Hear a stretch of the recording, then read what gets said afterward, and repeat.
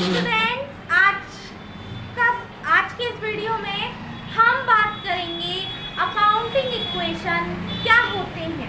तो वीडियो को शुरू करने से पहले यदि आप मेरे वीडियो पर पहली बार विजिट है तो मेरे चैनल को सब्सक्राइब करिए। हमारे चैनल को जो सब्सक्राइब करें, घंटी का बेल आइकन है उसको प्रेस करिए ताकि हमारे डेली जो वीडियोस चलते हैं वो आप तक पहुंच पाए। और जो हमारी वीडियो है उसको लाइक शेयर कमेंट करिए।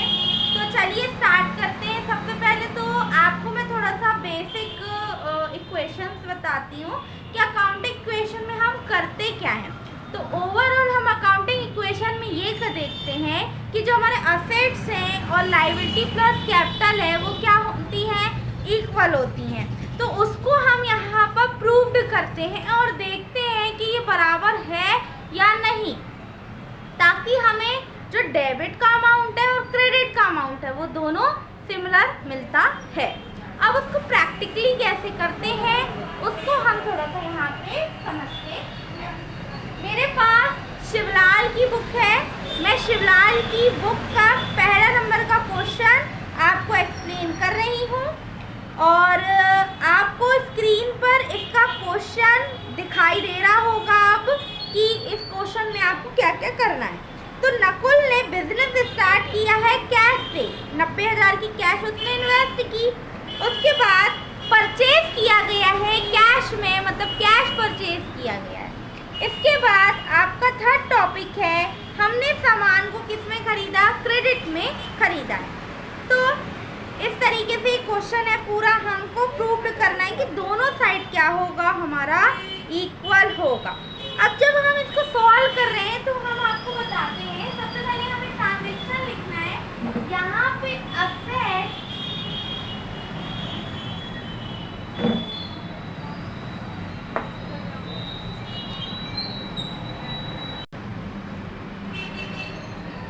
देखिए, जो असेट्स होती हैं,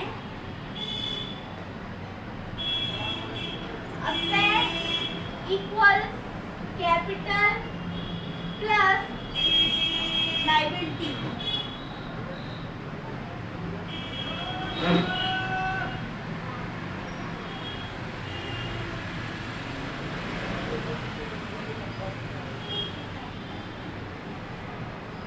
तो असेट्स में हम ये देखेंगे कि क्या है। तो जो टॉपिक ओवरऑल होता है तो कैश रखते हैं, कैश के साथ स्टॉक रखा जाता है। अब यदि क्वेश्चन में आपको पढ़ने पे समझ आ रहा है कि हमने मशीनरी खरीदी है या फर्नीचर खरीदा है या XYZ हमने कुछ भी खरीदा हो, तो ऐसी कंडीशन में, ऐसी समय पर हम क्या करेंगे, वहाँ पर उस असेट का नाम लिखेंगे।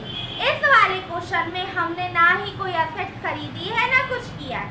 तो अब आते हैं हम अपने कैपिटल साइड पर। यहाँ कैपिटल एज इट इज वही लिखी रहेगी क्योंकि कैपिटल तो वही कैपिटल होती है।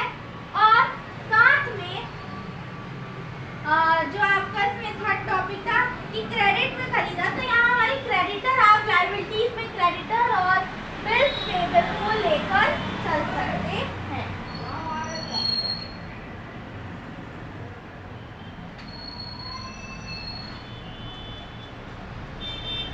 अब स्टार्टेड बिजनेस, हमने कैश से बिजनेस स्टार्ट किया है। तो कैश से जब बिजनेस स्टार्ट किया है तो ये 90,000 हमने लगाया। स्टॉक के बारे में कोई जानकारी नहीं है तो वहाँ 0। अब आप जितना पैसा अपने बिजनेस में लगाएंगे उतनी ही आपकी कैपिटल बनेगी। तो जितनी मैंने कैपिटल लगाई उतना ही मेरा पैसा बना। अभी क्रेडिटर कुछ भी नहीं क्योंकि इससे रिलेटेड तो कुछ है ही नहीं। तो अब जो बनेगा जोड़ने घटाने पर उसको हम बोलते हैं न्यू इक्वेशन। न्यू इक्वेशन में कैसे हुआ, देखिए 90,000 का 90,000 आ गया, 0 का 0, 90,000 का 90,000 प्लस 0। नेक्स्ट है बॉट गुड्स, हमने सामान खरीदा। अब हमने सामान खरीदा है कैश में 30,000 का। तो समझने की बात है, यदि हम 30,000 का सामान खरीद रहे हैं कैश में तो 30,000 तो कैश कब हो जाएगा, स्टॉक हमारा 30,000 का बढ़ जाएगा बराबर 90,000, क्योंकि यहाँ पर कोई भी चेंजेस नहीं हुआ, इसलिए वो एज इट इज रहेगा। अब 90 में से 30 घटाओ, कितना आ गया? 60,000। 30,000 जैसा लिखा है वैसे ही लिख दो। अब 90,000। अब आप चाहे तो देख सकते हो कि हर इक्वेशन में दोनों जगह बराबर है। यहाँ पर भी 90 है दोनों को जोड़ने पर, यहाँ पर भी दोनों को जोड़ने पे 90 है। अब ये जो बन के आया वो मेरा न्यू इक्वेशन होगा।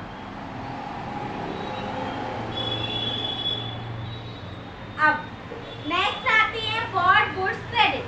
अब हमने सामान खरीदा उधार में, तो यहाँ तो जीरो, क्योंकि ना तो कैश गई ना तो आई। हाँ, स्टॉक आया है तो स्टॉक प्लस होगा कितने से? 15,000 से बराबर। अब जब 90,000 यहाँ पर, अब देखो यहाँ पे 15 बढ़ रहा है ना, तो यदि जब हम उधार में खरीद रहे हैं तो पता है क्रेडिटर बढ़ रहा है, तो क्रेडिटर भी कितने के होगा मेरे? 15,000 के। अब लास्ट में जब न्यू इक्वेशन बनेगा, नया इक्वेशन जो बनेगा 60 का 60,000, क्योंकि जीरो हुआ। 30 में से 15 जोड़े, 30 10 40, 40 5 45,000 और 90 का 90, सॉरी 90 का 90 एज इट इज वैसे ही उतार देंगे। यहाँ 15 ऐड हो गया है तो 15 लिख देंगे। अब यदि आप इन दोनों को जोड़ते हैं और उन दोनों को जोड़ते हैं तो दोनों आपको बराबर आएगा। जैसे 60 और 40 यहाँ आ जाएगा आपका 1 लाख, यहाँ पर आपका आ जाएगा 1,05,000। और इस वाले क्वेश्चन में भी 90 और 10 हो गया आपका 1 लाख और 5,000 मिला के 1,05,000। तो दोनों जगह आप 1,05,000 और यहाँ पे भी 1,05,000 लिख सकते हैं। ठीक है, इस तरीके से आपका ये क्वेश्चन सॉल्व होता है। ऐसे ही आपके और accounting equation step by step change होते हैं। आज की वीडियो में बस इतना ही।